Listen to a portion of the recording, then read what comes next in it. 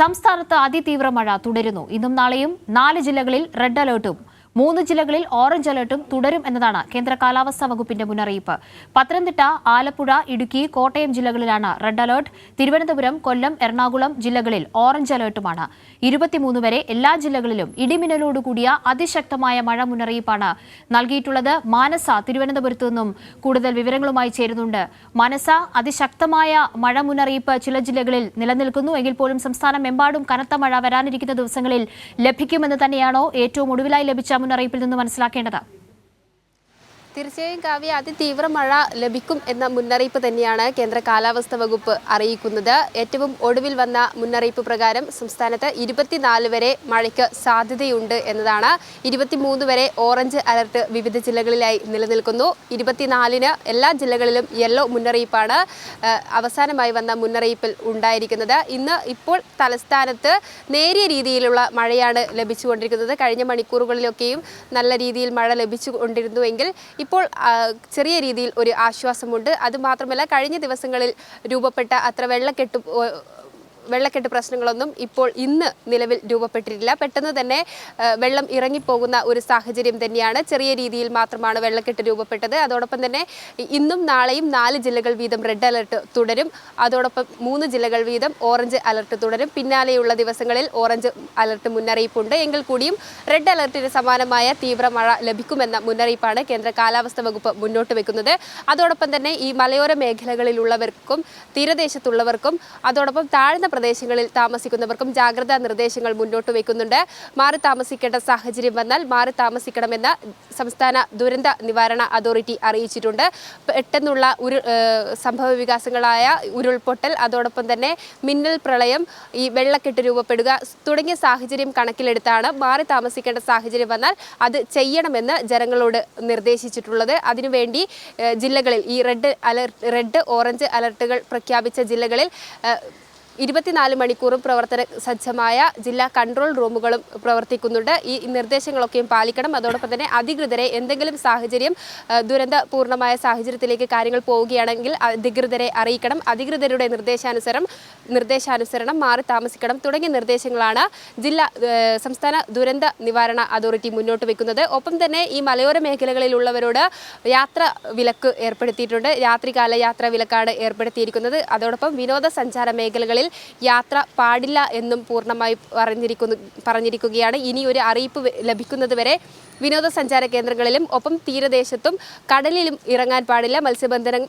പൂർണ്ണമായും ഒഴിവാക്കണം എന്ന മുന്നറിയിപ്പ് തന്നെയാണ് കേന്ദ്ര കാലാവസ്ഥാ വകുപ്പ് മുന്നോട്ട് വെക്കുന്നത്. അതോടൊപ്പം തന്നെയാണ് അതിതീവ്ര മഴ തുടരും. ഈ 7 ദിവസങ്ങളിൽ അതിശക്തമായ മഴയായിരിക്കും, ഇടിമിന്നലോട് കൂടിയ മഴയായിരിക്കും. മണിക്കൂറിൽ 40 കിലോമീറ്റർ വരെ വേഗതയിൽ വീശിയേക്കാവുന്ന കാറ്റിന് സാധ്യതയുണ്ട്. ജനങ്ങൾ പുറത്തിറങ്ങുമ്പോഴും ശ്രദ്ധിക്കണമെന്ന മുന്നറിയിപ്പുണ്ട്. ഒപ്പം തന്നെ ഈ മെയ് 31 കേരളത്തിൽ കാലവർഷം എത്തുമെന്ന പ്രവചനവും കേന്ദ്ര കാലാവസ്ഥാ വകുപ്പ് അറിയിക്കുന്നു. 22 ബംഗാൾ ഉൾക്കടലിൽ ന്യൂനമർദ്ദം രൂപപ്പെടാൻ സാധ്യതയുണ്ട്. അത് അതിതീവ്രമാകുന്ന സാഹചര്യത്തിൽ മെയ് 31 കേരളത്തിൽ കാലവർഷം എത്തും എന്ന മുന്നറിയിപ്പാണ്. നിലവിൽ തെക്കൻ തമിഴ്നാട് തീരങ്ങളിൽ ചക്രവാത ചുഴി നിലനിൽക്കുന്നുണ്ട്. അതിന്റെ സ്വാധീന ഫലമായാണ് കേരളത്തിൽ വരുന്ന 7 ദിവസം അതിശക്തമായ ഇടിമിന്നലോട് കൂടിയ മഴ ലഭിക്കുന്നത്. ശരി മാനസ, ഇപ്പോൾ ഇടുക്കിയിൽ നിന്നും ജോസിൽ സെബാസ്റ്റ്യൻ കൂടി ചേരുന്നുണ്ട്. ജോസിൽ, കഴിഞ്ഞ 2 ദിവസമായി റെഡ് അലേർട്ട് തുടരുന്ന ജില്ലയാണ്. മലയോര മേഖലയിലൊക്കെ ഇപ്പോൾ കാലാവസ്ഥ എങ്ങനെയാണ്? ആളുകളെ മാറ്റിപ്പാർപ്പിക്കേണ്ടതടക്കമുള്ള സാഹചര്യങ്ങൾ നിലനിൽക്കുന്നുണ്ടോ?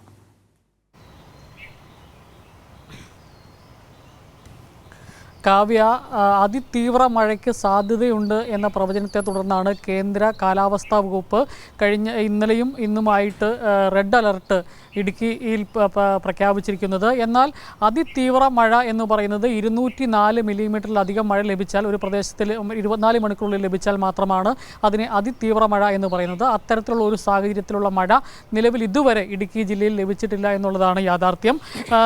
വിവിധ താലൂക്കുകൾ, 5 താലൂക്കുകളാണ് ഇടുക്കി ജില്ലയിലുള്ളത്. ആ 5 താലൂക്കുകളിലെ കണക്കുകൾ പരിശോധിച്ചു കഴിഞ്ഞാൽ പീരുമേട് താലൂക്കിൽ 82.5 millimetre, Thodupuzha 60.4 millimetre, Udumbanchola 18.2 millimetre, Idukki 32.6 millimetre, ദേവികുളത്ത് വെറും 5.8 മില്ലിമീറ്റർ മാത്രമാണ് മഴ ലഭിച്ചത്.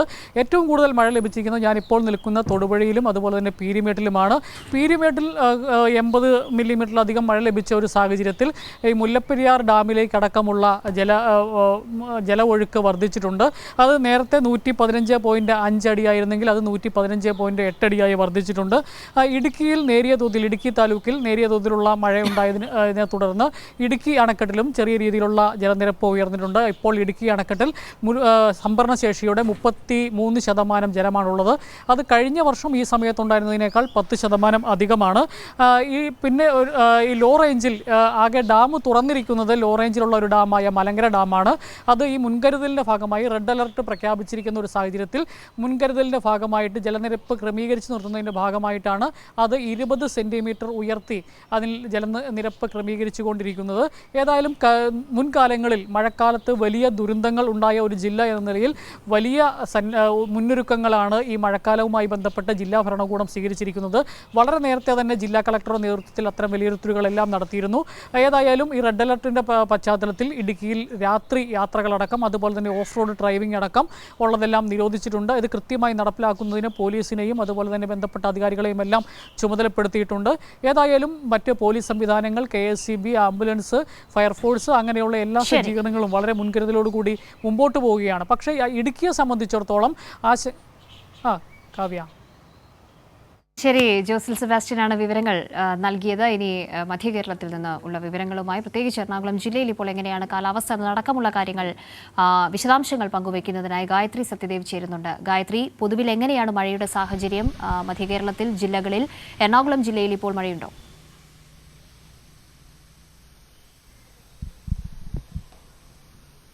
കാവ്യ, നിലവിൽ എറണാകുളം ജില്ലയിൽ മഴ മാറി നിൽക്കുന്ന സാഹചര്യമാണ്. ജില്ലയിൽ ഓറഞ്ച് അലർട്ട് പ്രഖ്യാപിച്ചിട്ടുണ്ടെങ്കിലും കാര്യമായ മഴ എന്തായാലും കൊച്ചിയിലില്ല. ഇന്നലെ രാത്രി മുതൽ മഴ പെയ്തു തുടങ്ങിയെങ്കിലും ശക്തമായ ഒരു മഴ എന്ന് പറയുന്ന ഒരു സാഹചര്യം എന്തായാലും നിലവിൽ കൊച്ചിയിലില്ല.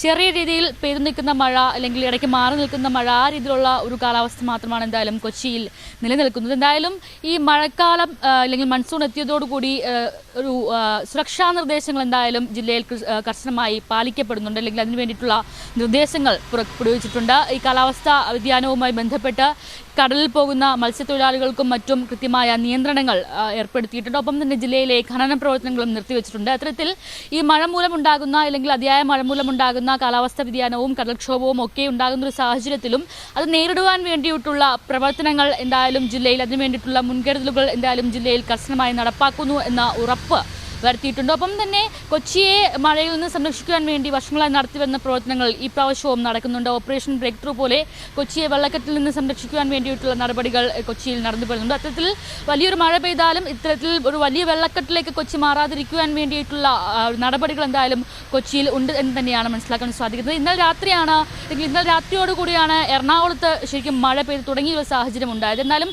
ശക്തമായ മഴ എന്ന് പറയേണ്ട ഒരു സാഹചര്യത്തിൽ എന്തായാലും നിലവിൽ കൊച്ചി അല്ലെങ്കിൽ എറണാകുളം എത്തിച്ചേർന്നിട്ടില്ല എന്നത് തന്നെയാണ് നിലവിലെ സാഹചര്യം. ശരി ഗായത്രി, കോഴിക്കോട് നിന്ന് റമീസ് കൂടി ചേരുന്നുണ്ട്. റമീസ്, വടക്കൻ കേരളത്തിൽ പൊതുവിൽ മഴ തെക്കൻ കേരളത്തെ അപേക്ഷിച്ച് കുറവാണ് എന്ന് തന്നെയാണ് മനസ്സിലാക്കുന്നത്. നിലവിൽ ഈ പകൽ സമയത്ത് അലർട്ടുകൾ തുടരുന്ന ആ ഒരു സാഹചര്യത്തിൽ എങ്ങനെയാണ്?